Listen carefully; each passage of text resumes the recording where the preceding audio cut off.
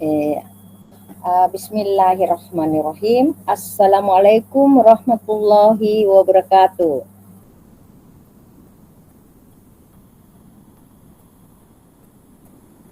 Oke, hari ini saya akan men-share dulu uh, modul ajar yang dari barang jualan supaya bisa kita lihat nanti perbedaannya. Tetapi yang saya share ini adalah bahasa Indonesia. Oke.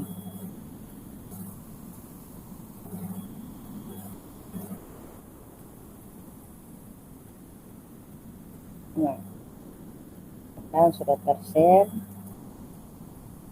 Sambil tunggu tershare-nya. Ya, sudah tershare ya. Nah, ketika kita melihat modul ajar yang akan kita TM, yang utama itu kita perhatikan dulu identitasnya. Nah, kalau identitasnya ini kita sudah penuhi, maka kita akan menatap capaian pembelajaran. Karena kita memahami ketika berada di capaian pembelajaran fase F, berarti di sini ada kelas 11, ada kelas 12.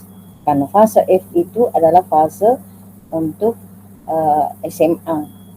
Nah, biasanya saya melihat, oh rupanya ketika sampai di sini misalnya mungkin kelas 11, kita yang paham ini bahwa materi ini ada di kelas sekian. Kalaupun misalnya karena kita ini merdeka, maka kita bisa memiliki juga sebuah alternatif tersendiri. Misalnya mungkin seperti biologi, pertumbuhan dan perkembangan, mungkin ada orang mengambil kelas 11, tapi saya menganggap itu adalah kelas 12. Boleh saja, tidak ada larangan. Yang penting ini capaian pembelajaran ini terpenuhi. Nah, kemudian kriteria, saya sambil masukkan teman, ya Lucy. Nah, selamat datang Lucy. Ya, selamat datang Lucy. Langsung melihat bahan ajar yang dimiliki oleh guru bahasa Indonesia. Nah, ketika kita melihat ini karena ini aslinya, maka ada elemen. Nah, elemen untuk bahasa Indonesia itu ada menyimak, ada membaca. Semuanya ini tidak dimasukkan di dalam misalnya satu pertemuan. Nah, ini semuanya sudah memahami.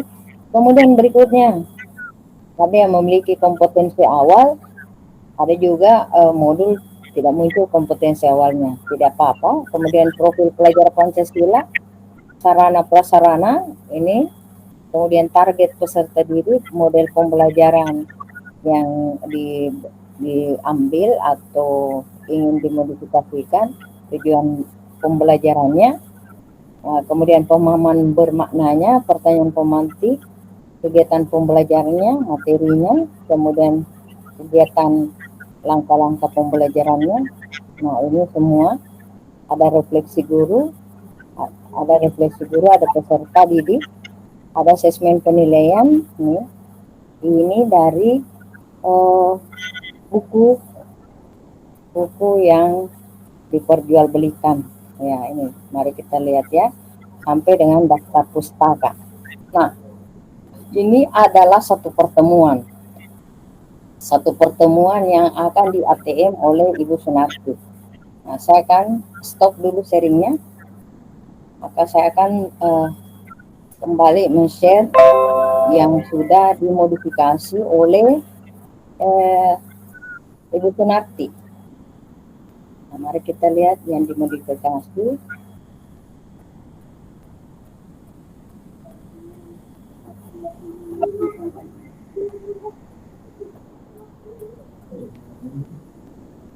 Dimodifikasi Sunarti. Nah, selamat datang Ibu Petona. Dulu. Selamat datang Ibu Petona. Ya, sambil melihat ya. Ya, apakah sudah tershare ini? Ya, Bayu, silahkan. Selamat datang Pak Bayu, pengacara.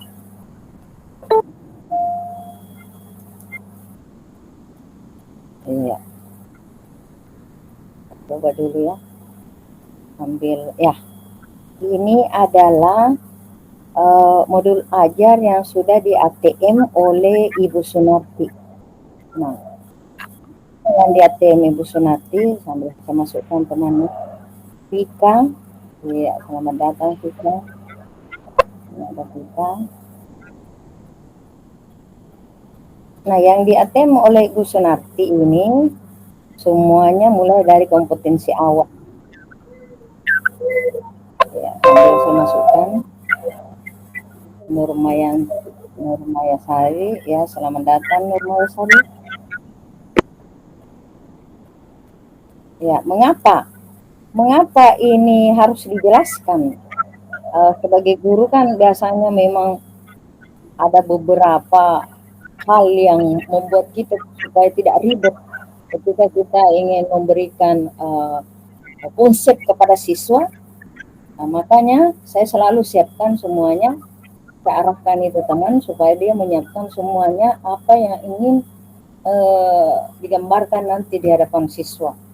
Makanya ini bagaimana mengapresiasi kayak sebagai kekayaan budaya. Nah, ada sikap untuk menghargai. Maka ini dia jelaskan kalau tadi kompetensi awalnya hanya mungkin bagian-bagian tertentu tidak dijelaskan sampai sedetail ini.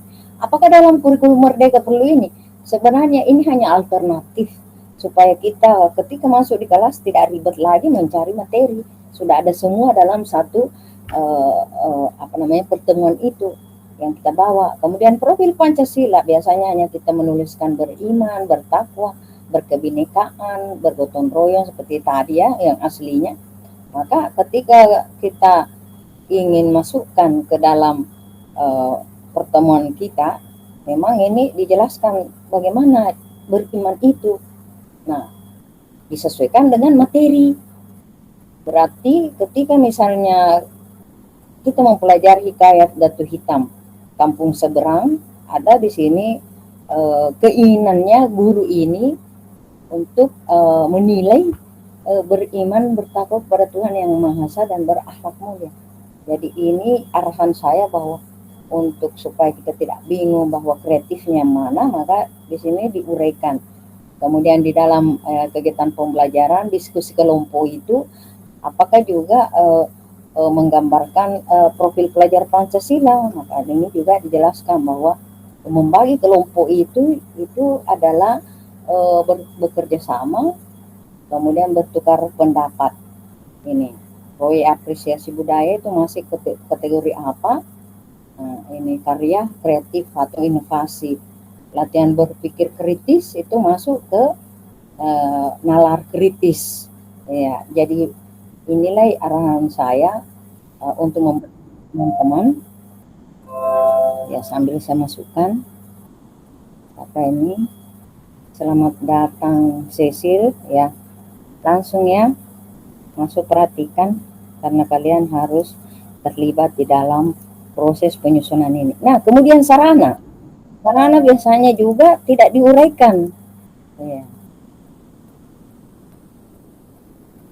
Tidak diuraikan di dalam proses penyusunan modul ajar, tetapi saya membersamai teman-teman bahwa sebaiknya diuraikan karena ini bisa menjadi sebuah alternatif komunikasi ketika kita nantinya diobservasi oleh kepala sekolah.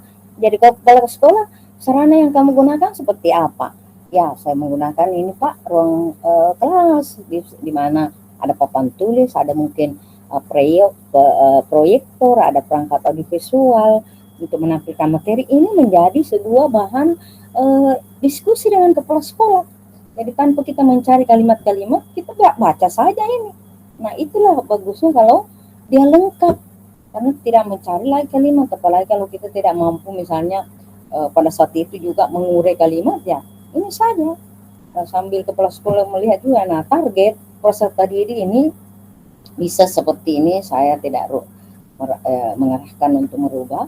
Kemudian model pembelajaran induktif ya sama.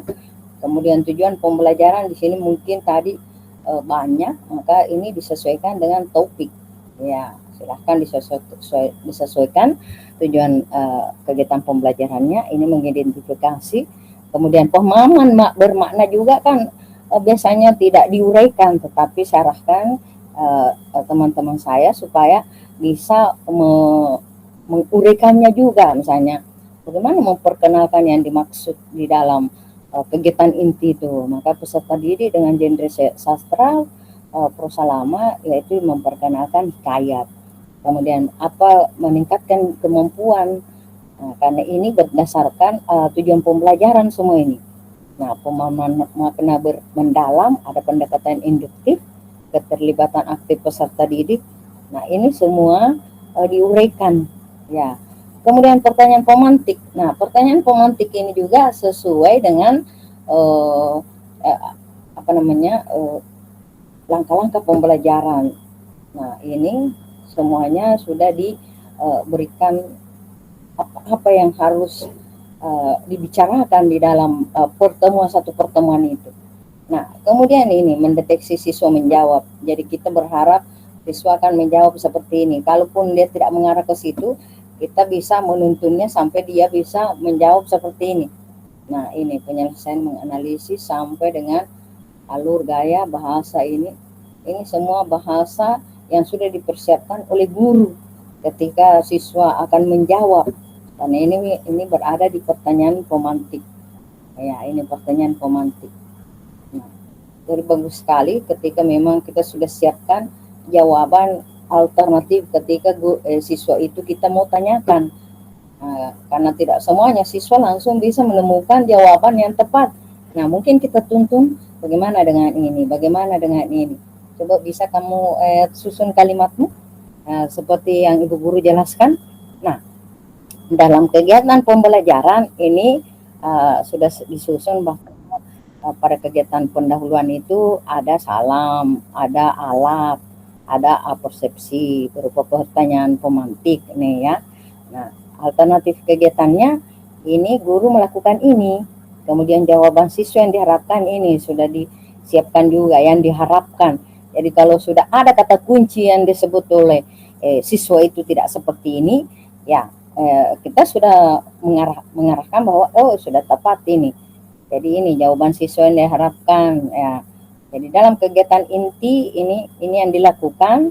Setujukah kalian apabila tema hikayat adalah kewibawaan sang pemimpin? Jadi ini kemudian ada alternatif kegiatannya. Jadi ada jawaban siswa, ini ada jawaban siswa memang kelihatannya ribet, tetapi kita akan nyaman mengajar karena semua kalimat sudah disiapkan. Iya. Nanti kalau misalnya siswa dia mengarah pikirannya berbeda, mungkin kita akan coba dulu kamu lihat ini bagaimana, apakah kamu bisa mengurai sendiri, ada contoh jawaban yang saya siapkan, tetapi jangan seperti ini. Nah, kalau siswa yang nalarnya kritis, ya mungkin cepat-cepat foto. Nah, kemudian dia berusaha untuk mengurainya ya dengan mungkin bahasanya sendiri. Tapi bagaimana dengan siswa yang tidak memiliki apa-apa? Ya mungkin tadi kamu melihat ya jawaban yang ditampilkan oleh Bu Guru. Kira-kira apa yang bisa ketangkap? Kan Bu Guru, saya tidak konsentrasi. Kalau sampai 50 orang tidak konsentrasi, maka hari itu juga kita langsung lakukan ice breaking. Oh, ayo, mari kita konsentrasi kembali. Mungkin kita tepuk tangan, tepuk pramuka, boleh. Mungkin kita yang satu mengatakan hahaha, kamu hihihihi, hohohoho, ya silahkan apapun yang kita amati pada saat pembelajaran berlangsung. Ketika 50% tidak konsentrasi, ambil cepat. Misalnya 1 menit atau 2 menit. Nah, itu yang harus kita lakukan untuk mengembalikan konsentrasinya. Nah, ini karena kita sudah siapkan semua ini. Apa yang salah ini? Ketika kita sudah siapkan, berarti pembelajaran kita ini tidak berdiferensiasi. Ketika mulai dari jam pertama sampai jam terakhir tidak ada yang bisa konsentrasi. Ya, makanya kita harus persiapkan ini sambil menatap menatap ini, mengamati kondisi yang ada di dalam kelas ini. Jawaban guru diharapkan. Ini kan sudah disiapkan semua ini. Ya. Memang kelihatannya banyak halaman, tetapi kita tidak usah lagi membawa kiri kanan buku dan sebagainya. Ya boleh kita kasihkan buku, tapi anak-anak biasanya tidak melihat buku itu karena mereka punya HP. Nah, HP kalau misalnya sudah 75% di dalam kelas itu memiliki HP, itu apa bikin pusing-pusing? Ambil itu buku, suruh saja yang tidak punya, ayo nak, yang tidak punya HP ambil buku, tapi yang tidak punya HP jangan dipaksakan. Mereka berkelompok dengan yang punya buku saja. Yang punya HP gampang sekali lihat kekuatan mereka lebih cepat dibanding kita. Nah, ini alternatif-alternatif. Nah, sudah sampai dengan apa yang harus kita lakukan, jadi ada jawabannya. Nah, refleksi guru dan peserta didik, ya boleh kita memberikan refleksi untuk misalnya peristiwa yang saya lihat tadi, ada beberapa orang yang mungkin kurang konsentrasi dan kita sudah selesaikan, kemudian perasaan sangat bahagia. Ya. Tunggu, siapa lagi ini? Damaris. Ibu Damaris, selamat malam. Ya, silahkan langsung bergabung. Terima kasih banyak. Nah, jadi Ibu Sunarti ini adalah guru bahasa Indonesia. Jadi dia lebih tahu dalam berdialog yang tepat untuk siswa yang dihadapinya, sehingga dia sudah memaknakan seperti ini. Nah, refleksi misalnya kita sebagai guru, oh tadi perasaan saya sangat bahagia karena kalian sudah ada beberapa orang dalam kelompok ini sudah konsentrasi, bisa secepat memberikan respon terhadap pertanyaan pemantiknya tadi Bu Guru. Kemudian pembelajaran berikutnya karena saya menggunakan misalnya pembelajaran metode discovery learning, maka kalian sudah menemukan di dalam pembelajaran itu ada temuan-temuan ya. Kemudian pembelajaran berikutnya mungkin nanti kita variasikan lagi. Nah, sekarang misalnya refleksi orang tua. Apakah ini penting? Penting. Karena mereka memiliki anak. Jadi anak mereka itu tidak boleh dia lepas begitu saja ke kita sebagai guru. Dia juga harus terlibat tentang pencapaian tahapan pembelajaran anaknya. Maka kita juga bisa siapkan misalnya pandangannya, efektivitas kayak ini pembelajaran yang saya berikan. Mungkin tadi siswa dia pulang ke rumahnya, Oma ada pertanyaan. Tadi saya belajar seperti ini, hikayah ya, kayak apa itu tadi judulnya ya, karena bahasa Indonesia ini. Nah, menurut Mama saya sudah sampai ke sini, Mak. Saya merasa itu pembelajarannya Ibu Sunarti tadi itu efektif, tujuan pembelajarannya bisa saya capai. Kemudian kesulitan saya, Mama, ketika saya belajar saya tidak merasakan kesulitan karena semuanya didiskusikan. Kemudian saya menemukan bahwa konsep itu konsep yang diinginkan itu juga sudah saya bisa kuasai. Kemudian pengembangan saya, Mama, sesuai dengan minat saya suka itu kalau berbicara tentang cerita-cerita. Nah, nanti ini sebagai orang tuanya, menurut kita seperti apa ketika saya bercerita tentang pelajaran saya tadi. Nah, mungkin karena dia belum bisa mengurai kalimat. Nah, apakah kita setuju ketika kalimat tak seperti ini? Nah, pasti seperti inilah saya merasa kegiatan pembelajaran ini telah cukup berhasil mencapai tujuan. Anak saya menunjukkan peningkatan pemahaman.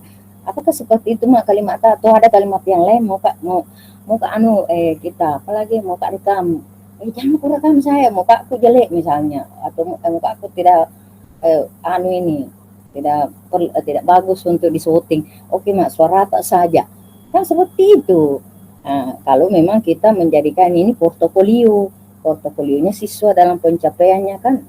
Kalau saya ini guru biologi, kapan itu muncul orang tuanya itu anak, disitulah penghargaanku maksimal bahwa anak ini memang sudah melibatkan orang tuanya dalam belajar, karena sudah sampai orang tuanya itu mau muncul melindungi anaknya dalam pendidikan. Kemudian refleksi siswa.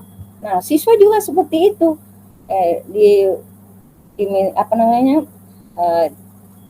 Diminta responnya bagaimana tadi ketika saya melakukan pembelajaran ini, kalau kamu tidak mampu berbicara, kamu boleh menulisnya. Kalau tidak mampu kamu menulis, kamu boleh rekam suara. Jadi semua peluang kita berikan, karena memang kebutuhan belajar itu adalah murid. Yang mana itu dibilang kebutuhan belajar? Yang pertama itu, siapkah itu anak belajar? Kemudian yang kedua, apakah minatnya anak itu ada walaupun 0,001? Iya. Bagaimana mendeteksi? Ya, kita mati. Jadi memang konsentrasi kita untuk 32 siswa harus kita tatap. Oh, di sana itu dia bermain-main, di sana dia main game. Jadi ketahuan itu, oh di sana dia main game. Walaupun mungkin dia bilang dia buat tugas, nampak dari caranya, bentuk tubuhnya itu dia main game, karena tangannya dia jalan terus. Oh, tangannya saya lihat, karena kita kan di atas, kita akan melihat itu. Nah, inilah kemudian yang terakhir, preferensinya. Kalau gaya belajarnya anak itu memang di auditori, maka biasanya itu semua tugas-tugasnya itu dia akan merekam dirinya, atau dia meminta diskusi. Bolehkah saya berdiskusi? Soalnya tuh saya tidak bisa berburu praktek, tapi kalau berdiskusi saya jago bicara. Nah, terserah. Ada beberapa temanmu yang ingin seperti kamu. Kalau tidak ada, mungkin di antara kelompok itu yang mana kamu mau ikuti. Dulu saya tidak bisa bicara, saya tidak bisa juga praktek, tapi saya suka menghayal. Saya bisa itu melukis itu, Bu Guru. Melukis itu, misalnya pertumbuhan dan perkembangan mulai dari biji, kemudian ada muncul itu bakal tanaman, mulai dari daunnya, dan kemudian ada muncul batang dan sebagainya. Saya bisa lukis, Bu Guru. Ada temanmu beberapa orang yang sama pikiranmu, sama modelmu, sama gaya belajar? Tidak ada, Bu Guru. Tapi bagaimana kira-kira caramu untuk mencapai tahapan pembelajaran sesuai dengan tujuan pembelajaran ini yang kita inginkan? Bu Guru, kayaknya di situ saja saya bergabung. Oke, kau cari kelompokmu ya, tetapi nanti ada peluang untuk tahu ketika misalnya kamu mau menjadikan portofoliomu, produkmu sebagai visual, boleh. Nah, seperti itu. Nah, asesmen penilaian, biasa mereka katakan penilaian, terlanjur kita mengatakan asesmen.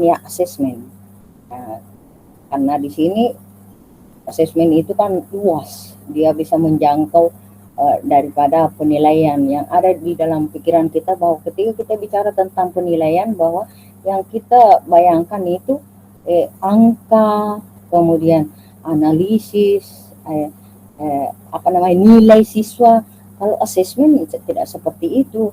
Mulai dari semua kegiatan pembelajaran itu harus masuk di dalam ramuannya asesmen itu. Nah, mari kita lihat, ada 4 asesmen yang sudah dibuat oleh Ibu Sunarti, yaitu asesmen diagnosis non kognitif. Ini yang pertama. Kemudian nanti yang kedua ada namanya asesmen diagnosis kognitif. Kemudian yang berikutnya ada namanya asesmen diagnosis asesmen formatif. Kemudian yang terakhir asesmen sumatif. Nah, ini nanti kita lihat bahwa apakah ini sudah berdiferensiasi yang dibuat oleh Ibu Sunarti ini, baik langkah-langkah pembelajarannya maupun dengan asesmennya. Nah, ini semua telah dibuatkan, dan ini untuk sementara saya melihat Ibu Sunarti belum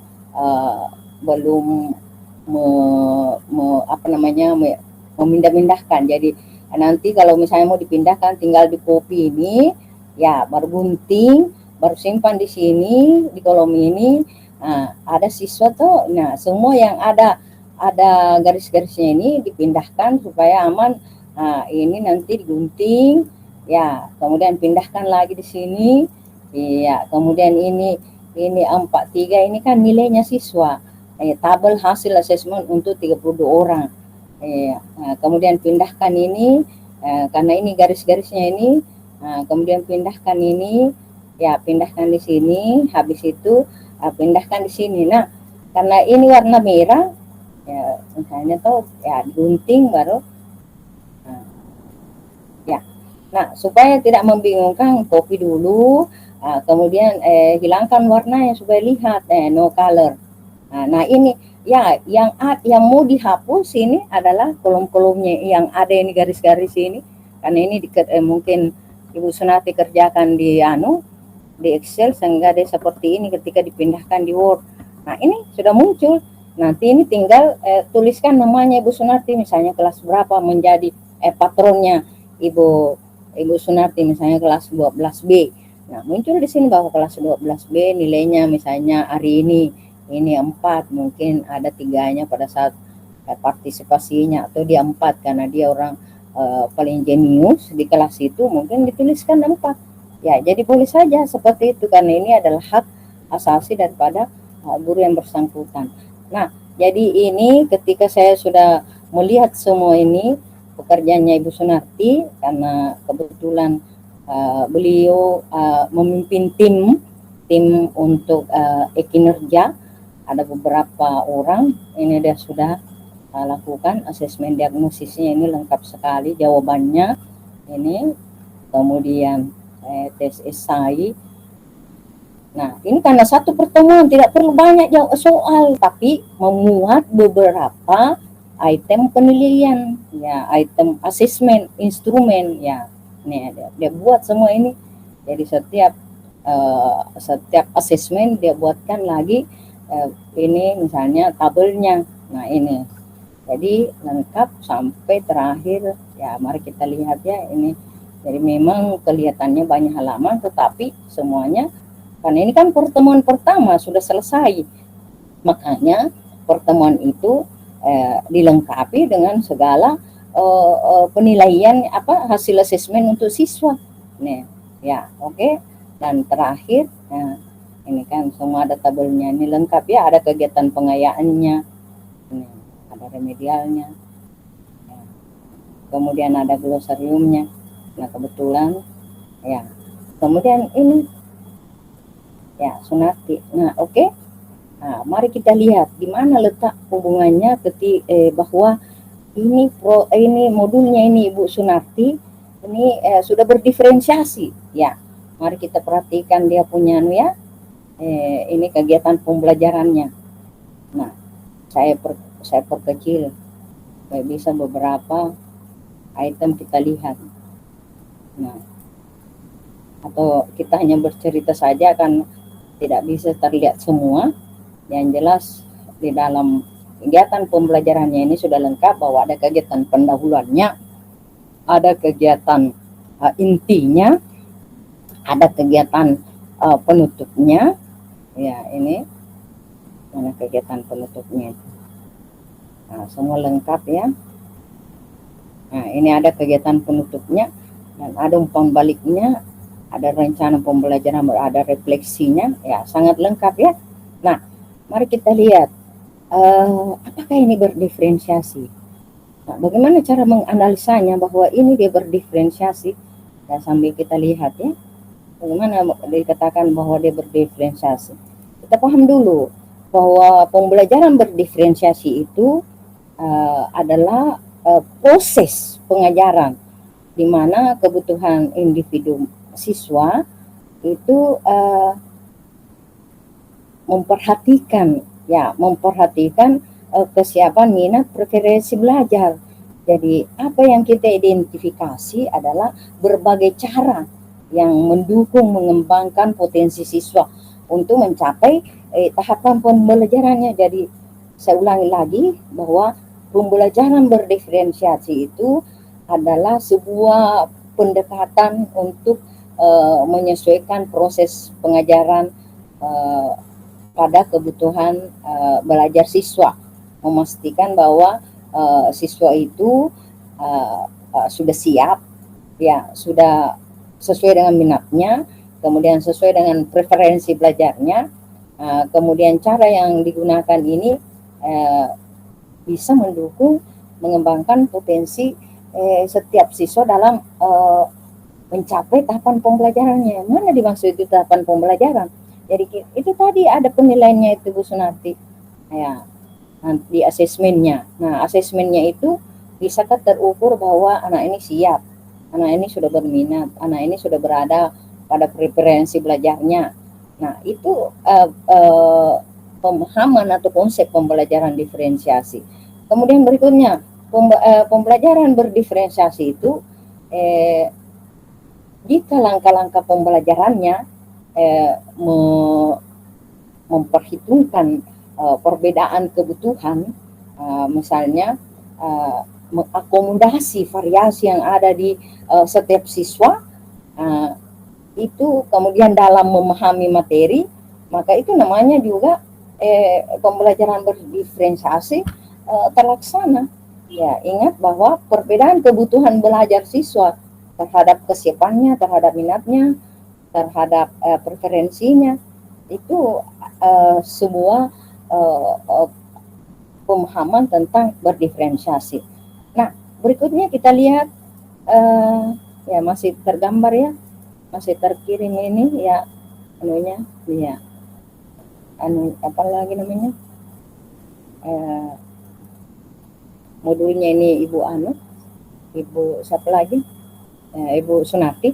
Nah, ketika saya yang membersamai, kebetulan saya menganalisa ini langkah-langkah pembelajaran yang dilakukan oleh Ibu Sunarti ini ya, ini pemantiknya ada jawaban dia sudah siapkan, kegiatan intinya menafsirkan ini ada alternatif kegiatannya, ada jawaban siswa juga dia perhatikan. Nah, ini sangat lengkap ketika saya misalnya seandainya saya kepala sekolah, ketika saya mengobservasi ini Ibu Sunarti, saya akan mengatakan bahwa ini kamu sudah siap untuk ada di dalam kelas, masuk ke instrumen kedua. Saya mengobservasi kegiatan pembelajarannya. Nah, mari saya analisa bahwa langkah-langkah pembelajaran yang disusun oleh Ibu Sunarti ini, ketika saya melihat kegiatan pendahuluan ini, alternatif kegiatan poin C-nya, ya mari kita lihat ini poin C-nya. Mana itu barang? Ini, ya.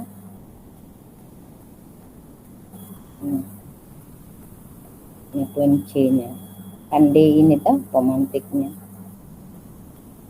Ini C-nya. Ya, poin C-nya. Persepsi dengan tanya jawab, teks sastra berupa hikayat, mengajukan beberapa pertanyaan. Nah, ini ada terdeteksi bahwa langkah yang diambil oleh Bu Sunarti ini adalah langkah diferensiasi.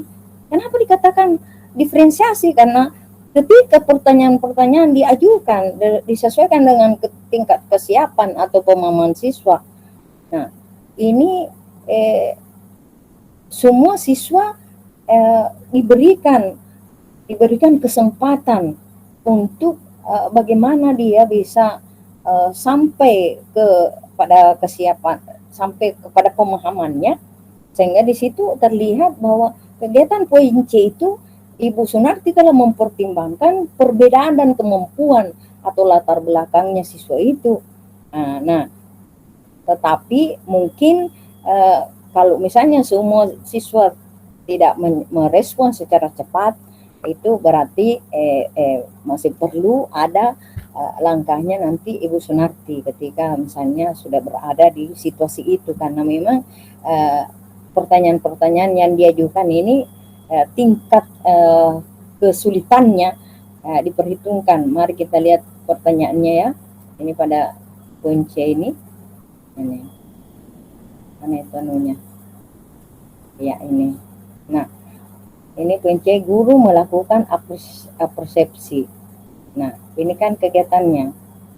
Bagaimana upaya guru melakukan persepsi? Ini pertanyaannya. Bagaimana manusia mengolah imajinasi? Ada jawaban yang disiapkan oleh Ibu Sunarti bahwa hikayat seringkali menggambarkan dunia yang berbeda dengan kenyataan. Kalau misalnya sampai ke sini jawabannya itu siswa bahwa kalau saya memahami imajinasi dalam hikayat itu, guru saya merasakan bahwa ada hikayat yang menghibur, ada hikayat yang menginspirasi orang lain, ada hikayat yang mendidik. Berarti anak dalam berkreasi merespon jawabannya itu sudah sampai, sudah masuk kategori mahir atau masuk ke angka level 93 sampai 100. Atau dia sangat baik. Jadi terserah nanti Bu Sunarti dengan tadi asesmen sudah ada tabel tadi itu yang dia sudah jawabkan. Jadi ini semua persepsi ini kan bukan persepsi kegiatan pendahuluan ini. Nah, baru di kegiatan pendahuluan sudah terdeteksi bahwa Ibu Sunarti sudah melakukan berdiferensiasi. Nah, kemudian di bagian mana lagi ketika kita melihat ketika kita menganalisa ini kegiatan pembelajarannya Ibu Sunarti ini, ya, itu dilakukan di mana ini? Dilakukan pada saat observasi kepala sekolah. Jadi kepala sekolah harus memang sebenarnya ada kemampuan untuk mengobservasi gurunya. Ya. Nah, kemudian berikutnya tunggu dulu bahwa langkah berdiferensiasi kita lihat lagi di kegiatan intinya menafsirkan tema. Mari kita lihat menafsirkan temanya. Ini kegiatan intinya karena ini kan sudah masih kegiatan pendahuluan. Ya. Jawaban sudah lewat ya. Mari kita lihat mana itu tadi. Nah, kegiatan intinya ini. Nah, ketika kita lihat kegiatan intinya menafsirkan tema sudut pandang dan ayat, apakah ada yang mau masuk? Sambuan ini, oke. Udah ada yang ingin Felicia. Ya, silakan. Selamat datang Felicia. Ya, sambil saya lanjutkan bahwa ketika berbicara tentang kegiatan inti, ya seperti yang kita lihat bersama sekarang, bahwa pada langkah kegiatan yang diambil pada kegiatan inti oleh Bu Sunarti pada menafsirkan tema sudut pandang dan bahasa kaya, ini Bu Sunarti sudah ya, saya masukkan lagi ya, karena ini saya harus hargai semua yang masuk. Ya, selamat datang ya ulang Cina. Siapa itu ulang Cina? Tolong ganti namanya itu. Nah, di sini ada pembelajaran berdiferensiasi terlihat di situ. Jadi ketika Bu Sunarti mengandalkan metode ceramah dan penugasan untuk semua siswa, maka di sini mencerminkan mungkin misalnya belum mencerminkan pembelajaran berdiferensiasi, tapi ini ketika saya lihat posisi dia punya modul ini diminta menyimak, kemudian menyimak, setelah menyimak minta menjawab pertanyaan dan sebagainya. Tunggu ya, saya masukkan lagi Siti Nur Aziz Sarasa. Ya, selamat datang ya. Nah, pembelajaran diferensiasinya terlihat pada modul ajarnya ini Bu Sunarti. Dia sudah memberikan pertimbangan perbedaan tugas. Ya Agung, ya silakan Agung masuk. Nah, sudah mempertimbangkan tugas yang berbeda-beda berdasarkan tingkat pemahamannya. Misalnya siswa yang lebih siap, dia berikan tugas analisa yang mendalam. Kalau siswa yang memerlukan lebih banyak bantuan, diberikan tugas yang lebih terstruktur dan bimbingan lebih. Nah, saya sudah melihat di sini beberapa pertanyaan. Mari kita lihat ya. Nah, di sini pembelajaran model induktif mencapai tujuan pembelajarannya ada tahap-tahap mendata, mengklasifikasi, menafsirkan langkah. Mungkin dengan ini tahapan-tahapan ini membedakan nanti di sini. Oh, kamu coba dulu membaca mungkin ya menurut Ibu Sunarti nanti ini, karena di sini ada alternatif kegiatannya. Nah, ya dengar ini bacaan ya, atau baca sendiri-sendiri, nanti meminta yang menyimak. Atau dia mengarahkan untuk membaca. Jadi ada yang menyimak, kamu menyimak ya kelompok sana, kemudian kamu di sana yang membaca ya. Yang di sini mungkin nanti mencatat poin-poinnya. Maka di sini dia sudah siapkan jawabannya. Nah, jadi dia sudah mempertimbangkan bahwa nanti ini yang membaca karena tidak memerlukan proses kreasi nalar yang tinggi, dia hanya membaca. Anak-anak yang kelompok-kelompok mungkin tidak terlalu kuat nalar kritisnya, saya kelompokkan di sini. Kemudian anak-anak yang mungkin yang sudah sedikit kuat, saya kelompokkan di bagian nanti untuk misalnya ini untuk menyimak, ya, menyimak. Kemudian mencatat poin-poinnya, ini yang lebih kuat ini nalarnya ini. Nah, itu guru itu sendiri yang memiliki kemampuan ketajaman melihat ini kekuatan kualitas siswanya, bukan kami yang misalnya yang mengobservasi ibu, hanya yang kami tatap bagaimana nanti ini responnya siswa ketika memperlakukan proses kegiatan pembelajaran di kelas. Itulah yang kami catat sebagai observer.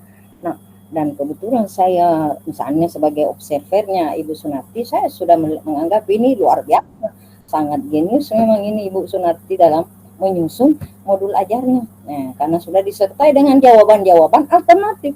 Ketika nanti ini kita keliru menafsirkan jawaban, sudah ada patokan. Mungkin tinggal tambah-tambah misalnya. Nah, inilah yang proses pembelajaran yang kami bisa amati dari produknya Ibu Sunarti. Kemudian sampai seterusnya bahwa mengevaluasi unsur kemustahilan dalam hikayat ini berdiferensiasi karena Ibu Sunarti sudah memberikan opsi atau variasi dalam tugas yang diberikan. Misalnya tadi ada yang mencatat, ada yang menyimak, ada yang menulis. Tadi menulis poin-poin itu sudah proses pembelajaran berdiferensiasi itu. Nah, itu. Nah, berikutnya kami akan stop dulu memperkenalkan lagi asesmen dari Ibu Sunarti. Mengapa sampai dikatakan bahwa dia berdiferensiasi, ya. Oke, saya akan share kembali. Ya, kita cari dulu ini ya, asesmen diagnosisnya.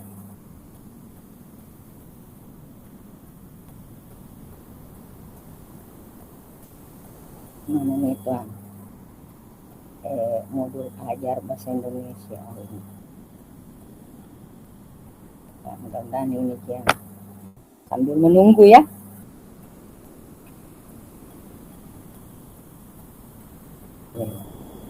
Dan ini sih asesmen. Nah, mari kita lihat ya. Ini warna-warnanya ini yang membuat kami cepat mendapatkan bahwa ini ada tambahan. Nah, ketika kita melihat ini asesmen diagnosis non kognitif, mengidentifikasi sikap dan motivasi peserta didik terhadap teks sastra dan kegiatan pembelajaran. Kapan dipakai ini? Jadi sebelum pembelajaran dimulai, memang Ibu Sunarti mungkin 1 hari sebelumnya mungkin dia melempar di WA bahwa coba anak kalian dulu jawab ini, boleh saja kita lakukan supaya tidak memakai waktu. Jadi sebelumnya mungkin malamnya kah atau sorenya, kapan enak-enaknya, bolehkah saya meminta respon kalian? Saya ingin mengevaluasi jawaban kalian tentang asesmen diagnosis non kognitif. Silahkan Anda menjawab lewat WA grup saya, misalnya seperti itu. Nah, muncullah misalnya mungkin alternatif ini saya sangat tertarik dengan teks sastra seperti kaya karena mereka sering mengandung cerita yang kaya akan budaya dan nilai-nilai tradisional. Kaya juga memberikan wawasan tentang kehidupan masyarakat di masa lalu dan cara mereka memandang dunia. Mungkin dia mengatakan bahwa kebetulan saya berada di Konawe, mungkin makamnya Laki Dende adalah sebuah bentuk hikayat.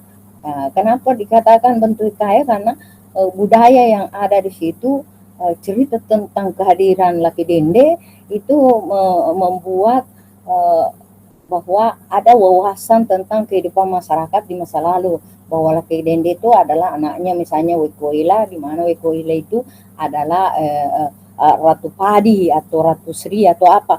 Nah, di situ kita lihat boleh saja kalau sampai ke arah situ anak-anak, tapi kalau dia hanya mau melihat teorinya saja, ya terserah, yang penting kita sudah memaknakan jawaban alternatif.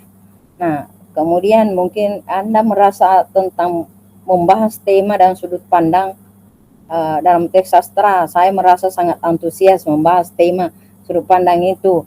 Nah ini sebelum, nah inilah yang kemudian ada juga observasi partisipasi kelas. Jadi silahkan mungkin dia akan memilih ini, memilih ini, boleh memilih ini refleksi pribadi atau boleh bersambung ya, karena ini kan semua kekuatan asesmen diagnosis itu bagaimana kita melihat anak sebelum belajar materi itu, adakah memang mereka menguasai materi itu di luar materi yang sebenarnya, tetapi karena Ibu Sunarti ini jago, dia langsung mengarahkan pada materi. Apakah boleh keluar dari materi? Boleh, sikap dan motivasinya tentang pelajaran bahasa Indonesia misalnya secara umum ya, tetapi karena ini kebetulan bahasa Indonesia, dia berada posisi bahasa Indonesia, maka dia daripada rugi-rugi lebih baik saya langsung mengarahkan kepada misalnya judul materi yang akan saya berikan. Nah boleh saja seperti itu. Itulah alternatif kurikulum merdeka. Tidak boleh diintervensi pikirannya ketika dia mau menyusun, hanya dia mempertimbangkan kebutuhan anak. Nah di sini apakah ada berdiferensiasi di sini?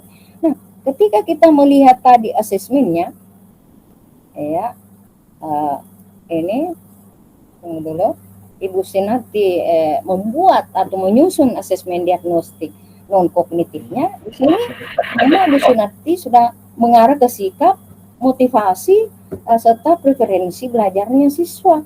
Di mana contohnya sampai dikatakan bahwa dia sudah mengarah ke berdiferensiasi. Nah, pendekatan yang dilakukan oleh Ibu Sunarti, dia sasarannya itu ada unsur-unsur yang mereka minati atau perlu dikembangkan. Yang pertama itu kemampuan berpikir, memecahkan masalah.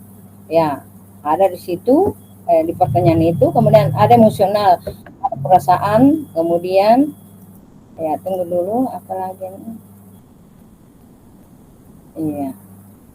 Nah, selanjutnya jadi ada apa lagi namanya?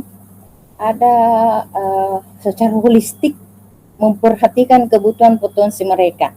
Jadi di sini tampil ketika dia menyusun yang namanya asesmen diagnosis non kognitif ya, Ibu Sunarti sudah memperlihatkan sebuah keragaman di sini.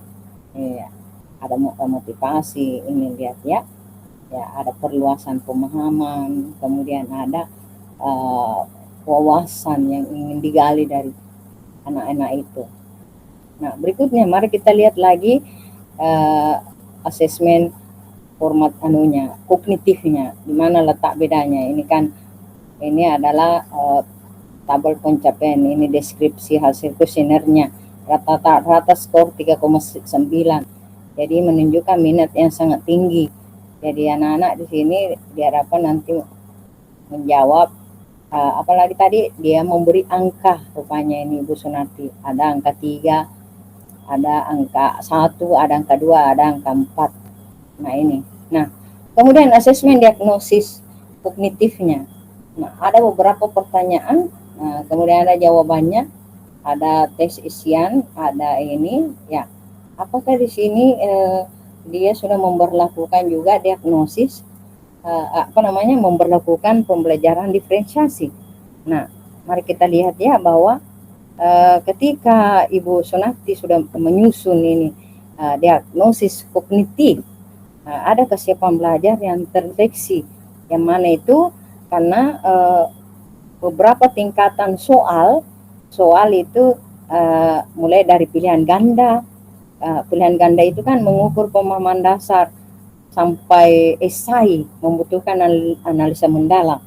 Coba kita perhatikan ya, bahwa apakah memang ada tes pilihan ganda, ada tes isian singkatan, kemudian ada tes esai. Nah, apakah ini semua diberlakukan? Iya, untuk melihat tadi pencapaiannya anak ketika kita mengukur diagnosis kognitifnya. Iya, diagnosis kognitifnya, ada tugas proyek, ya, buatlah presentasi atau poster mengilustrasikan kapan ini dilakukan, mungkin sebelum pembelajaran ya, sebelum pembelajaran semuanya namanya diagnosis pada saat sebelum. Ya, bagaimana? Tapi kalau siswa yang cerdas atau siswa yang benar-benar kreatifnya itu atau bisa melebihi ekspektasi, mungkin dia bisa hanya menyimpan link, ya boleh dia menjawab dengan linknya bahwa presentasi yang saya buat ini poster, saya mengambil contoh daripada link ini tentang Datu Hitam dan Kampung Seberang, boleh, karena ini kan di luar daripada rangkaian langkah-langkah pembelajaran proses. Nah, jadi itulah kekuatan kita bagaimana mengarahkan siswa bisa berbuat lebih ya dari apa yang kita instruksikan. Ya, silahkan. Nah, sehingga mengapa di dalam virtual ini ada siswa supaya bisa mewakili nanti pikiran-pikiran temannya ketika dia sudah mendapatkan materi ini. Oh, rupanya ketika kita belajar berdiferensiasi, kita boleh memilih. Ya, ketika boleh memilih jawaban. Apalagi kita punya ponsel. Untuk apa itu kehadiran ponsel bagi kita kalau kita tidak memanfaatkan? Jadi boleh mungkin hanya menulis link ini Bu Guru untuk mewakili jawaban saya. Saya mengambil dari jawabannya orang, boleh, karena ini di luar daripada proses pembelajaran. Nah, itu ya. Nah, ini. Kemudian berdiferensiasinya di mana? Nah, tadi saya nyatakan bahwa ketika Bu Sunarti tadi menyusun diagnosis kognitif, Ibu Sunarti di sini kesiapan belajar siswa itu dia mengukur berdasarkan soal-soal yang dia buat, tingkat kesulitannya mulai pilihan ganda sampai dengan esai. Kemudian minat belajarnya di mana didapatkan. Nah, memberikan variasi bentuk soal, kemudian melihat minatnya siswa menjawab, apakah dia merespon, itu mengidentifikasikan bahwa mereka sudah berminat di situ. Ya, kapan dia sudah merespon, jawaban-jawaban yang muncul dari katakanlah kita persen-persenkan dari 32, terus yang merespon ada sekitar 20, itu kita sudah aman, minatnya anak ini sudah tercapai. Kemudian preferensi belajarnya, apakah akan terdeteksi di situ berdiferensiasi? Ya, ketika dia lebih nyaman menjawab, kemudian dia bisa memberikan alternatif jawaban, ya bukan hanya tulisan, mungkin ada yang lain memberikan jawaban foto, ya ada yang memberikan jawaban suara, ada yang memberikan, karena memang kita akan silahkan membuat produk sesuai dengan kemampuanmu. Jangan misalnya Bu Guru hanya mau menulis, nanti menulis itu saya minta pinjam ponselnya teman, baru difoto, tidak salah. Ya, silahkan berikan peluang itu. Maka ketika anak itu melakukan itu berarti preferensi belajarnya tercapai. Nah, jadi Bu Sunarti ini ketika saya menganalisa modul belajarnya memang sudah melakukan proses berdiferensiasi, apalagi ada pilihan-pilihan yang dilakukan bagaimana anak itu membuat produk, menyelesaikannya sebagai proses misalnya. Nah, jadi tidak ada lagi keraguan bahwa memang proses berdiferensiasi kita harus lakukan. Nah, kemudian berikutnya, mari kita lihat lagi, mudah-mudahan dia masih berjalan. Oh ya, biasanya dia terganjal ini ketika saya presentasi. Nah, ini jadi Bu Sunarti ini belum menyelesaikan ini, pindah-pindahkan saja paling gampang, copy-copy, kapan ada garis-garisnya seperti ini, berarti itu adalah batasan-batasan dari Excel. Nah, mari kita lihat, jadi Bu Sunarti juga memberikan skor ini, coba lihat, 2,5 dari 3, 14,5 dari 20. Nah, sekarang asesmen formatifnya. Dalam asesmen formatif di sini, Ibu Sunarti melakukan diskusi kelas. Nah, diskusi kelas untuk pemahaman awal peserta didik tentang tema. Kemudian aktivitasnya mengajak siswa berdiskusi. Kemudian mengidentifikasi kriteria penilaiannya, partisipasi aktif, kemampuan memberikan contoh yang konkret.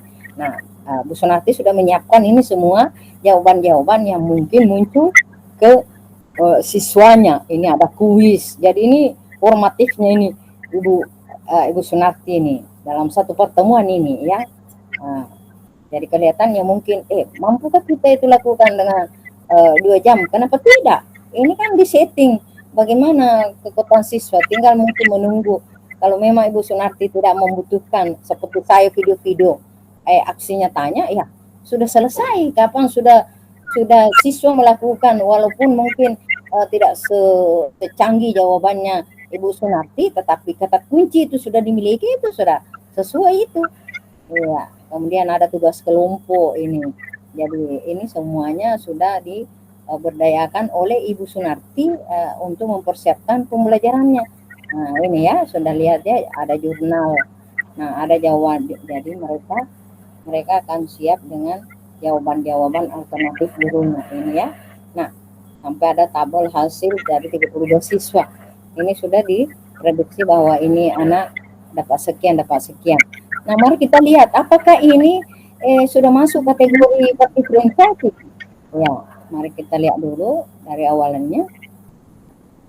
Semuanya itu sebagai kepala sekolah memang kita harus menganalisa ini modul ajar satu pertemuan supaya ketika nanti ke depannya tidak ada lagi masalah.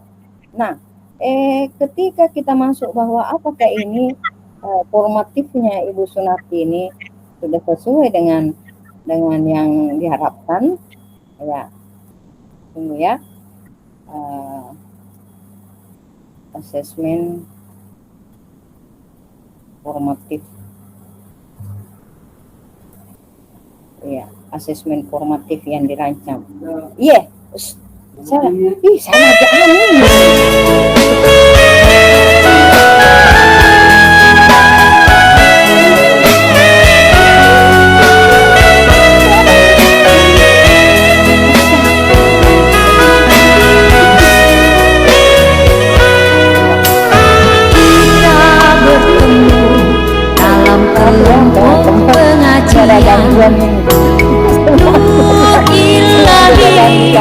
Bersatu dalam keimanan, Muslim dan Muslimat, mari kita kuatkan tali silaturahim antara kita semua. Asesmen formatif yang dibuat oleh Ibu Sunarti ini, ketika kita melihat diskusi kelasnya, apakah ini menggambarkan bahwa sudah melakukan diferensiasi. Nah, ini memang kelihatan bahwa Ibu Sunarti sudah mengukur pemahaman awal siswa. Ya. Kemudian ada kesiapan dalam mengapresiasi teks sastra, karena memang ada aktivitas. Kemudian ketika minat belajarnya kita lihat ada konten yang dibahas, yaitu bahasa kiasan, baru siswa mengeksplorasi aspek yang mungkin menarik bagi mereka, seperti misalnya cerita pahlawan dalam penggunaan bahasa dan saya. Kemudian preferensi belajarnya, diskusi kelompok ini memberikan kesempatan bagi siswa yang lebih suka belajar secara kolaboratif untuk berpartisipasi aktif. Nah, cocok untuk memang yang suka berbicara. Ya, jadi ada kekuatan bakat minat seseorang dalam berbicara, maka dia diskusi kelas itu untuk dilakukan. Kemudian kuis, ya, kuis juga di sini, ya, secara ini kuis ya. Ya, kuis ini kuis di sini juga memberikan potensi bahwa kesiapan belajar siswa itu, bahwa sejauh mana siswa bisa memahami konsep-konsep. Ya, mari kita lihat bahwa memang dari modul ajar yang dia buat ini diskusi kelas ya. Ada kuis ya, ini memang muncul kuis ya. Nah, ini kuis ini memberikan aktivitas diferensiasi pada siswa kok bunyi-bunyi deh. Nah, memberikan kesiapan belajar karena di sini bisa kuis ini menurut Ibu Sunarti bisa mengidentifikasi sejauh mana siswa itu memahami konsep. Kemudian kalau minat belajarnya, pertanyaan yang beragam yang dibuat oleh Ibu Sunarti di sini menstimulasi minat siswa, memberikan variasi ketika ingin menilai pemahaman siswa yang dihadapinya. Kemudian preferensi belajarnya, kuis yang interaktif itu adalah sebuah formulasi yang cepat kemudian terstruktur. Ya, jadi kuisnya boleh saja mungkin secara lisan, mungkin juga menggunakan aplikasi Canva atau aplikasi Quizzes boleh. Ya, yang penting kalau misalnya Ibu Sunarti ini karena hanya konsep, mungkin dia membuat secara lisan. Nah, kemudian aktivitas menulis yang kita lihat di sini ketika dalam formatifnya, ini aktivitas menulis ini. Jadi memang sudah nampak di sini bahwa modul ajar yang dibuat oleh Ibu Sunarti itu memang berdiferensiasi karena ada keberagaman sebuah instrumen-instrumen yang dia buat. Nah, seperti itu saya sambung lagi bahwa aktivitas menulis itu ketika kita melihat apakah itu anak siap belajar.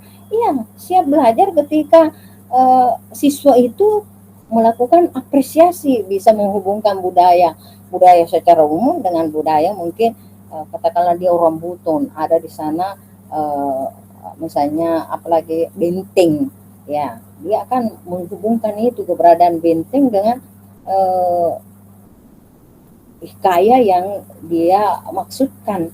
Nah, di sini saya melihat bahwa memang kesiapan siswa ketika dia memunculkan sebuah contoh, oh ini sudah siap karena dia sudah mampu sampai ke sana. Kemudian minat belajarnya, ketika minat belajarnya dia memiliki pandangan pribadi atau dia bisa menghubungkan pembelajaran ketika dia menulis, oh berarti itu anak sudah sampai ya diferensiasinya bahwa memang ada tujuan yang nampak dalam pembelajaran berdiferensiasi. Kemudian preferensi belajar. Nah, preferensi belajarnya ini siswa yang cenderung untuk mengekspresikan pemahamannya, dia di sana terkadang dia merenung, kemudian tidak banyak bicara, dia sambil menulis, kemudian dia itu kita bisa paham di situ mau sampai itu tulisan sampai 1 halaman, karena jangan juga kita paksakan bahwa sampai 1 halaman, mungkin ya apa yang kau paham sebagai kamu tulis saja mungkin sebagai paragraf, saya butuh hanya 10 saja kalimat, ya 10 kalimat supaya bisa saya paham bahwa oh ini intinya yang kau ingin kembangkan sebagai tulisan, ya seperti itu, jadi langsung terdeteksi. Kemudian ada tugas kelompok.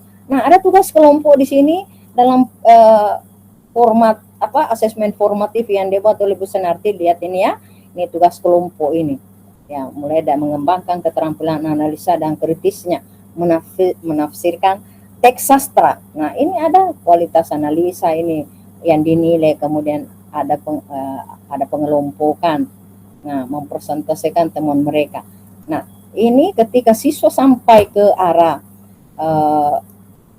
tugas kelompok, misalnya dia sudah mampu kelompok di sana memahami teks, memperlihatkan bahwa ada sudut pandang yang bisa dianalisa dalam teks sastra itu.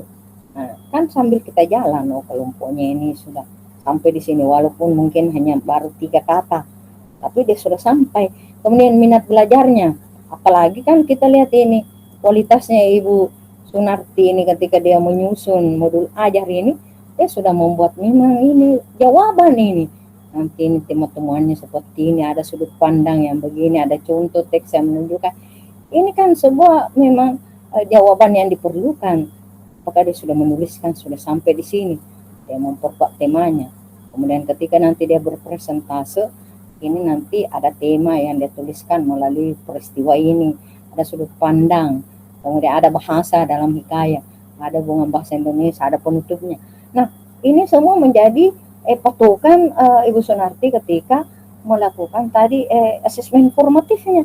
Dia sudah lengkapi memang, jadi ketika kita sudah melengkapi seperti ini, maka kita sebagai pimpinan atau kita sebagai perwakilan daripada observer, kita sudah memandang bahwa ini walaupun dia tidak mengajar, sudah mengajar ini secara tertulis.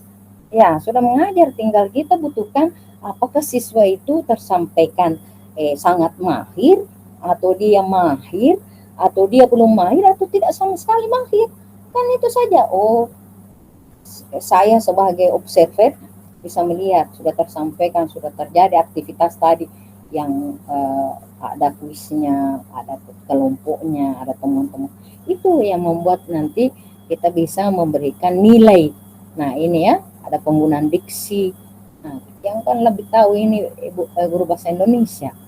Nah, ada persentase kelompok. Nah, ini ada kriteria penilaiannya. Kemudian yang terakhir ada jurnal pembelajaran. Nah, jurnal pembelajaran pun ini yang sudah berikan, berarti di sini ada refleksi. Tema pada sesi ini saya mempelajari hikayat, sudut pandangnya, menggunakan sudut pandang ini. Bahasa yang digunakan adalah bahasa formal, mungkin atau bahasa puitis. Bolehkah memberikan refleksi secara puisi? Boleh saja, kenapa tidak? Itulah kualitas yang namanya merdeka belajar. Siswa selalu dihadirkan untuk memberikan atau untuk menyesuaikan apakah dia memang sesuai dengan kebutuhan belajarnya. Ya, apakah sesuai dengan preferensinya. Seperti saya, kalau misalnya saya kau suruh menjawab, saya akan memberikan puisi, jawabanku sebagai puisi. Mau mengerti atau tidak, yang penting saya memberikan bahwa tugasku ini puisi. Iya, tidak boleh saya diintervensi, apalagi saya sebagai siswa. Oh, jadi boleh kita seperti itu? Boleh, jangan dilarang. Ya, seperti itu ya. Nah, kemudian yang terakhir mari kita lihat asesmen sumatifnya. Nah, ini karena sudah menunjukkan 844, belum seberapa ya ini. Nah, ini asesmen sumatifnya. Ada tes pilihan ganda, kemudian ada jawabannya, kemudian ada tes isian singkat, kemudian ada analisis tes, kemudian ada proyek kreatif. Nah, ini ada proyek kreatif dan sudah Ibu Sunarti sudah jawab semua. Ada ujian tertulis. Jadi yang pada saat kita misalnya mau membuat yang namanya modul ajar yang lengkap, ya seperti ini harus ada jawabannya. Jadi biar bukan guru bahasa Indonesia ketika misalnya Ibu Sunarti lagi istirahat melahirkan, bisa saya yang mengajar bahasa Indonesia kan tinggal saya arahkan saja karena sudah ada jawabannya.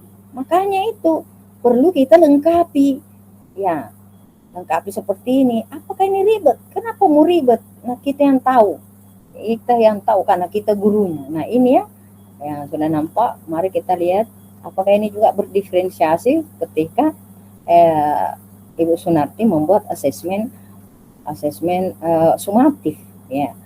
Jadi asesmen sumatif itu ketika Ibu Sunarti menyusunnya, kesiapan belajar di situ terdeteksi bahwa tes pilihan ganda dan isian singkat itu menguji pemahaman dasar dan kemampuan analisa. Jadi konsep dasar dengan pengetahuan terhadap interpretasi siswa itu sudah bisa kita nilai. Ya, ketika dia memahami unsur kemustahilan dan teknik bahasa yang digunakan. Karena di tes itu kan nampak ini tesnya ini. Coba kita lihat tesnya. Nah, ini tujuan mengukur apa tema utama. Ini kan sudah, ini kan tujuannya mengukur pemahaman peserta tema. Nah, ini Bu Sunarti ini sangat kuat karena kan namanya juga guru bahasa Indonesia. Ini apa tema, dari sudut pandang, mana cerita dalam ini sudah termuat ini dari tujuannya, jawabannya juga bahwa kepahlawanan dan kesetiaan. Dari sudut pandang mana cerita hikayat itu disampaikan dari orang ketiga, elemen-elemen yang bertentangan dengan hukum alam. Ketika misalnya yang dia temukan ini nomor 3 soalnya. Nah, ini sudah ketika kita mau menganalisanya bahwa yang disusun oleh Ibu Sunarti itu tentang asesmen sumatif ini sudah sampai ke tingkat diferensiasi. Kemudian analisa teks, aktivitas itu yang untuk pemahaman dengan keterampilan menganalisa, itu juga menunjukkan kesiapan siswa dalam menerapkan pengetahuan yang dipelajarinya. Juga proyek kreatif tadi juga bahwa ada pemahaman cara kreatif. Jadi cara kreatif ini adalah kesiapan, contoh kesiapan mengaplikasikan konsep ya yang lebih bebas dan inovasi. Jadi kesiapan itu ketika kita mengaplikasikannya secara kreatif, mungkin tidak dipikirkan oleh orang lain, itu juga termasuk, oh ini orang siap karena dia mampu melakukan hal yang berbeda dengan yang kita pikirkan sebelumnya. Kemudian minat belajarnya. Nah, proyek kreatif ini memberikan ruang memilih minatnya. Katakan misalnya poster, video drama. Mari kita lihat kembali bahwa ini ya tes isian singkat kan sudah dijelaskan. Ini analisa teks. Proyek tadi proyek kreatif ini ya, ini ya. Nah, ada jawabannya ini.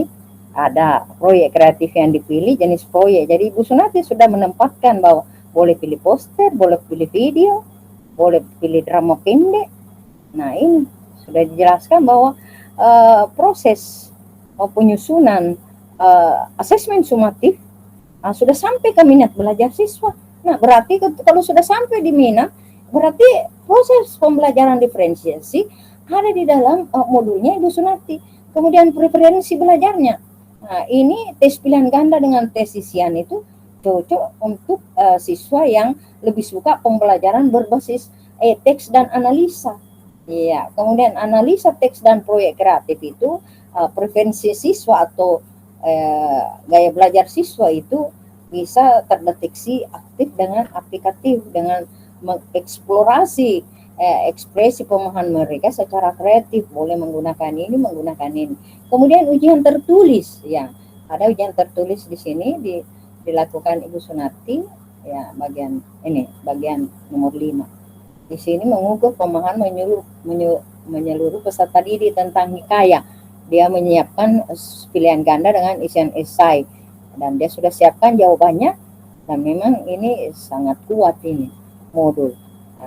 Ini menggambarkan bahwa Ibu Sunarti dalam menyusun modul ajarnya supaya terdeteksi mengidentifikasi evaluasi yang dia siapkan ini mencakup beberapa format soal, jadi mengakomodasi seluruh gaya belajar. Jadi asesmen sumatif yang dibuat oleh Ibu Sunarti ini memang lengkap. Jadi sudah sampai metode pembelajarannya, kemudian mempertimbangkan variasi dan tingkat kesulitan yang konstruktif. Jadi demikian saya sampaikan. Mungkin ada yang ingin bertanya sebelum saya tutup, silahkan. Ya, ada yang ingin bertanya, ya, Fahriani. Ya, silakan Ibu Fahriani. Ingin bertanya? Tidak usah buka tidak usah buka apanya namanya video. Ya, Ya, saya tidak video. Dengar suara saya? Ya, terdengar. Silakan. Ya, terima kasih atas kesempatan yang diberikan kepada saya. Assalamualaikum warahmatullahi wabarakatuh dan selamat malam. Salam sejahtera untuk kita semua dan salam kenal Bapak dan Ibu hebat semua yang ada di sini di malam. Puji syukur saya panjatkan kehadirat Allah Subhanahu wa Ta'ala atas berkat dan limpahannya sehingga kita bisa bertemu di tempat ini. Iya, terima kasih banyak Kak Haja, kakak saya, Ibu Fasilitator, Ibu Haja Fatimah Sambumasi SPD MPD. Baiklah, yang saya langsung bertanya, Kak di sini, sebagaimana ya? Sambil dulu fotonya, sambil jangan sampai saya kehilangan. Ya, karena saya adalah guru dulu PKN, sekarang pendidikan Pancasila, di mana saya mengajar di SMA Negeri Satu Luwu, SMA Negeri 1 Luwu itu di Belopa, Kabupaten Luwu. 1 jam dari 1 jam dari Makassar ke Palopo. Maksudnya 1 jam jauhnya. Ya, yang ingin saya pertanyakan di sini, Kak Haja, bagaimana dengan siswa? Karena tadi kan saya sudah bentuk sesuai dengan capaian pembelajaran adalah bagaimana kita diskusi tentang masalah-masalah kasus yang terjadi tentang misalnya studi kasus pembulian, di mana di sini adalah terjadinya nilai-nilai pelanggaran nilai-nilai Pancasila. Nah, saya bentuk itu kelompok Kak, di mana itu siswa suka di sini tentang menyelesaikan kasus-kasus yang demikian, yang kasus-kasus yang terjadi, misalnya masalah pembulian, masalah yang selalu diresahkan siswa, selalu diejek, misalnya ada kekurangannya. Nah, di sini saya mencoba mendiskusikan kepada siswa agar menyelesaikan masalah tersebut, sehingga dari 16 kelas saya ajar, kelas 12 semua, mereka senang dengan masalah diskusi ini. Nah, untuk selanjutnya pertanyaan saya, Kak Haja, bagaimana langkah-langkah selanjutnya nanti akan saya lakukan setelah selesai diskusi? Yang kedua, mereka sendiri yang meminta untuk menyimpulkan hasil diskusi itu dalam MacBook, dalam album begitu, yang di mana dia menggunakan dos Indomie katanya. Jadi mereka sendiri yang mengemukakan tentang hal itu. Nah, bagaimana langkah-langkah selanjutnya yang akan saya lakukan ini, Kak Haja, dalam hal ini? Terima kasih banyak untuk pertanyaan saya. Semoga kita semua dalam ridho dan lindungan Allah Subhanahu wa Ta'ala. Amin ya Rabbal Alamin. Assalamualaikum warahmatullahi wabarakatuh. Waalaikumsalam warahmatullahi wabarakatuh. Jadi terima kasih atas pertanyaan mengenai kasus berhadapan dengan siswanya. Jadi ketika siswa dalam hal ini tadi bahwa dia sudah dikelompokkan dalam sebuah diskusi untuk menerjemahkan tujuan-tujuan pembelajaran yang diberikan. Salah satunya adalah pelanggaran melalui pembulian. Jadi ada nilai karakter profil pelajar Pancasila yang ingin dicapai. Kemudian rupanya ini ada minat yang dimunculkan oleh siswa itu ketika penyelesaian kasus. Dia lebih cenderung berada di situasi itu. Kemudian apa kira-kira pembelajaran ibu guru ini bisa memberikan dampak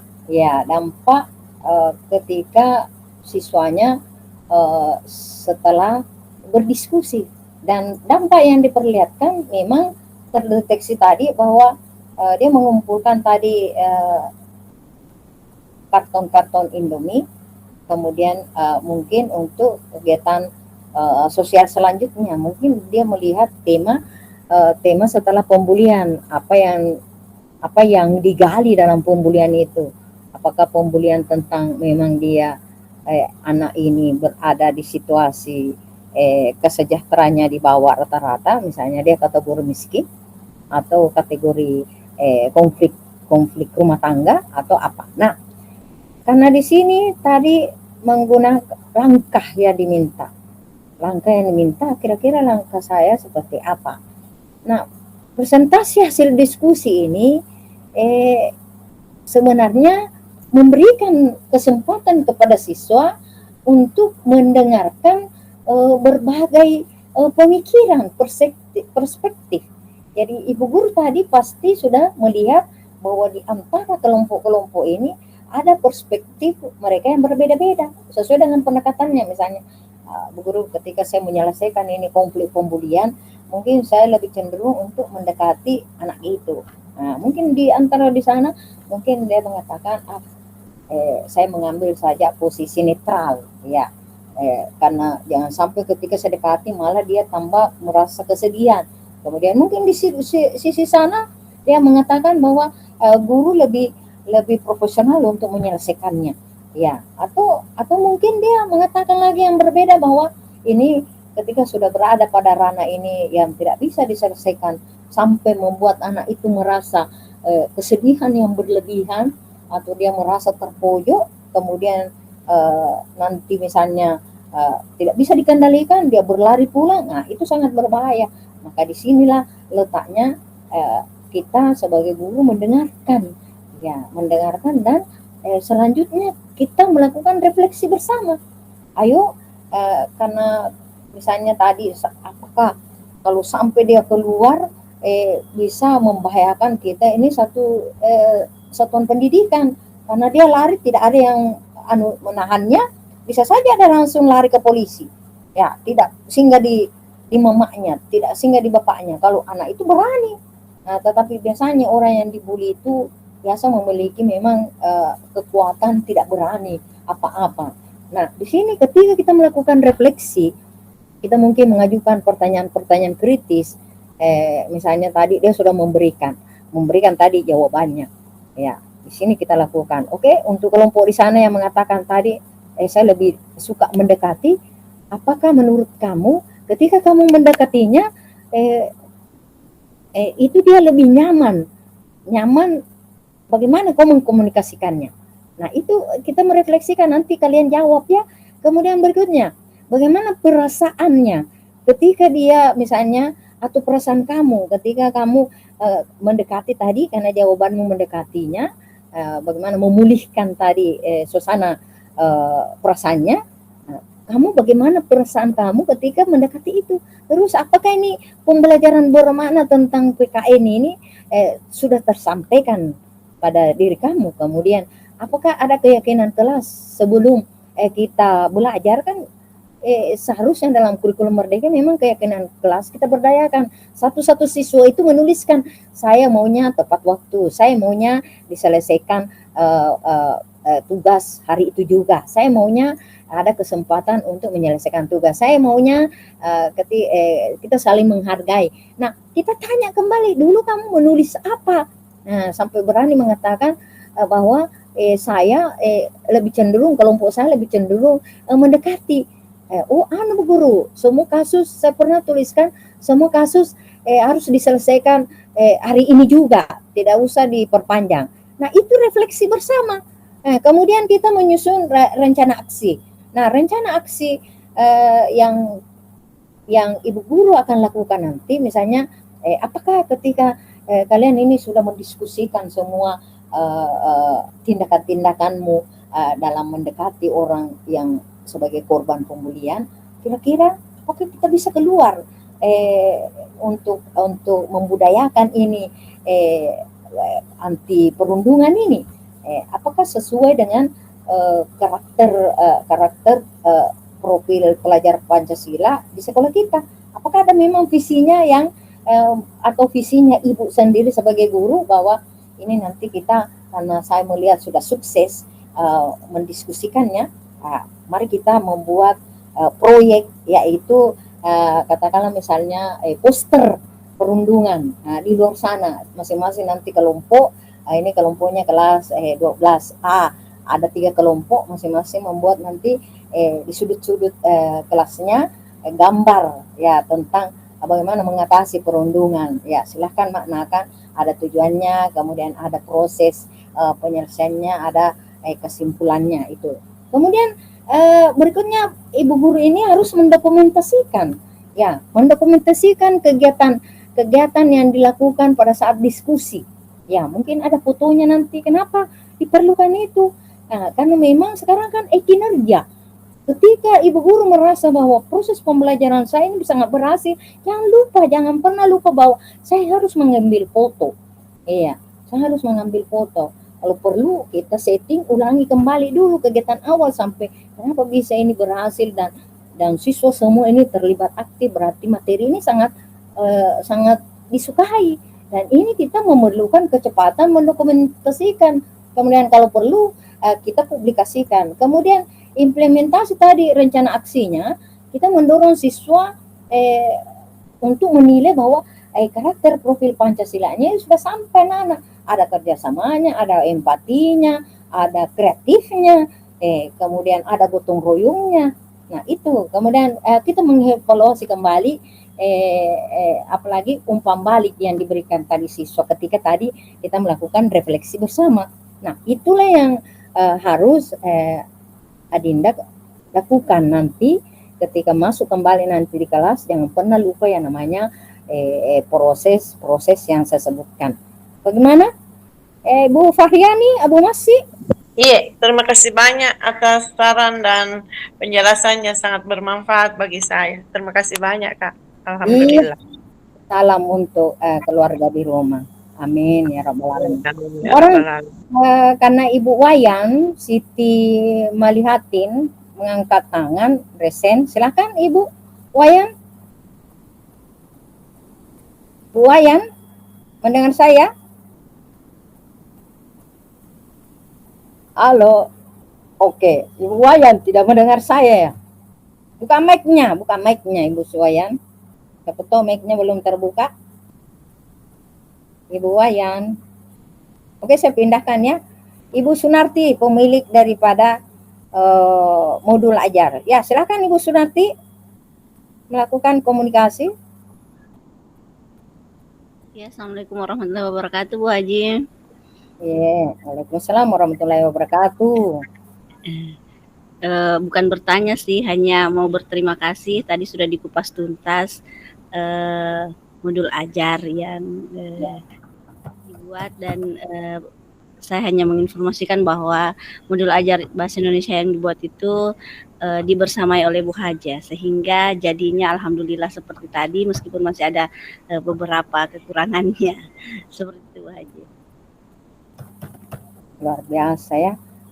Saya naik bulu-bulu ini ketika saya diberikan apresiasi bahwa saya membersamai. Masih ada Ibu Sunati yang ingin disampaikan?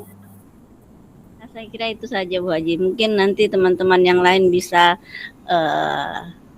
membuat yang lebih baik dengan terus berkomunikasi dengan Bu Haji, karena saya tahu bahwa kita belajar ini dengan orang yang sangat tepat, begitu Bu Haji. Terima kasih banyak. Luar biasa, terima kasih banyak Bu Sunati.